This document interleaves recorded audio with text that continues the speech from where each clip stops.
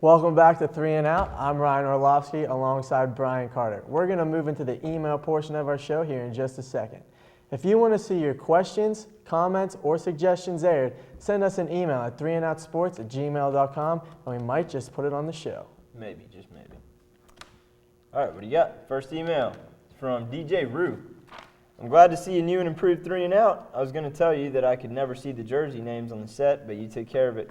What's your opinion on the breakdown of the NFC East? Do my Eagles have a shot at the playoffs? Well, you're right. We did take the trash out, but I'm going to throw it to Orlovsky for the NFC East. What do you think about what's going down there? The Giants at 8-1, they're showing no signs of slowing down at this point. The Skins looked horrible against the Steelers, but they're still 6-3. So, I mean, the Redskins are still kind of up in the air. And the boys got Romo coming back. Like I said, they've lost 3 out of their last 4. But they have a tough remaining schedule, traveling to Washington and to Pittsburgh. I think that wild card spot is going to come down to Week 17 in Philly when the boys travel to Lincoln Financial Field. So I'm saying the Eagles are controlling their own destiny. They will. And you know who else is coming back for them boys? Felix Jones, my boy, Felix Jones from Arkansas. Next email is from Beth Gossett. So the Atlanta Hawks are off to a good start this year. Do you think they will keep it up? I'm going to have to say yes, I sure hope Absolutely. so. I sure hope so. 6-0 to start the year, 6-1 after a heartbreaking loss to the Boston Celtics. But you know what? They played in there. They played tough. They played the Celtics just like they did in the playoffs. They took them down to the final second. They went into Boston and took them to the final second. The defending champs. Not an easy thing to do. Without Josh Smith. Very impressed. Very impressed. Joe Johnson, 24 Joe points per game to this point. Dude. Joe Johnson. He's the man, yeah. But there's too much to go, so it's hard to get too excited right now. There are holes in their games, for sure, but there have also been improvements. People like Zaza Pachulia coming off the bench. If he continues to play hard-nosed basketball and be aggressive down in the lane, then they have a good shot. So, just Cam. Go ahead. Next email. I'll take it. It's from Jason. How about Texas Tech beating #1 Texas? That was amazing. I'll tell you what, that actually was very biggest amazing. win in school history, in my opinion. Biggest win. I actually heard rumors that the fans stormed the field not once, not twice, but 3 times. And there was actually a few penalties related to that. Here's the magazine Sports Illustrated of Texas. Not them beating Texas Tech, but pretty impressed overall with Texas Tech. #1 is done. It's always exciting to see a #1 team go down. And especially, it was just a big win over Texas, the rival matchup. Graham Harrell, how about Graham Harrell versus Colt McCoy, 2 Heisman-worthy candidates playing against each other. And I actually have to say that I'm more impressed with Graham Harrell. He has had some amazing stats. If you look at it, he's even better than Colt McCoy. Yeah, he's definitely the front runner for the Heisman to this point. And all I have to say is there's a new sheriff in town down in Texas. Oh, yeah, for sure. Next email from Justin. I guess I'll take this one again.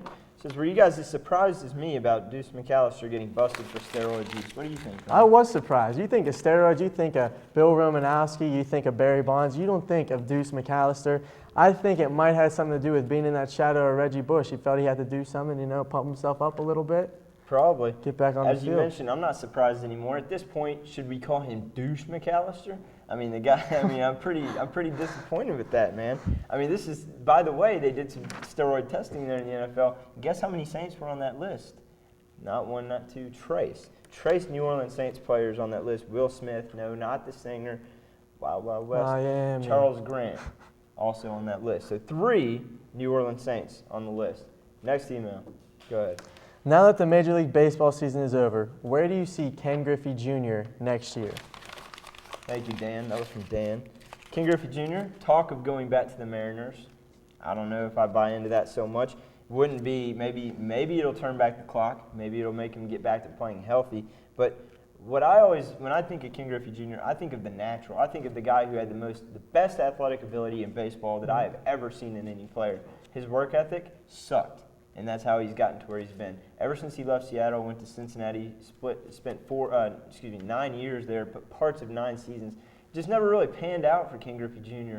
because he would get healthy and stop working out. He admitted that many times. He would work out till he got healthy and then stop altogether. And then, we just always saw him break down. But he could have been the home run champion. Instead, he's going to have 600 and some odd home runs. Haven't really heard too much about him. Maybe overshadowed by Manny this offseason. But, I think there's a possibility he's going to retire. I mean, but it's a shame that he's at the end of a great Hall of Fame career, and it's a shame that he just can't go out on top. No doubt. Next email. Next email is from Jimmy. Why would the crappy Knicks not use their best player in Stephon Marbury? Well, you got me on that one. The guy's getting paid, what, $21.9 million to ride the pine. I mean, you tell me how this guy – I mean, when you're paying someone that much, you're kind of obligated. I mean, at the same time, yeah, he's had some run-ins with the coaches and whatnot and with the players. He's been pretty much what you would want to call like a Pac-Man Jones. He's been stormed out of Phoenix the other night after an argument with Isaiah Thomas. So yeah, and they will not trade him. They won't waive him. They won't buy out his contract. So he's pretty pissed off about it. But they say they're only going to let the guy play. He's still going to be on their list. And the reason they don't want to let him go is because they don't want to just give a player of his caliber up to competition. The only way they're going to play him, though, is if one of the top 3 guards goes down, which is highly unlikely that all 3 of them would do that.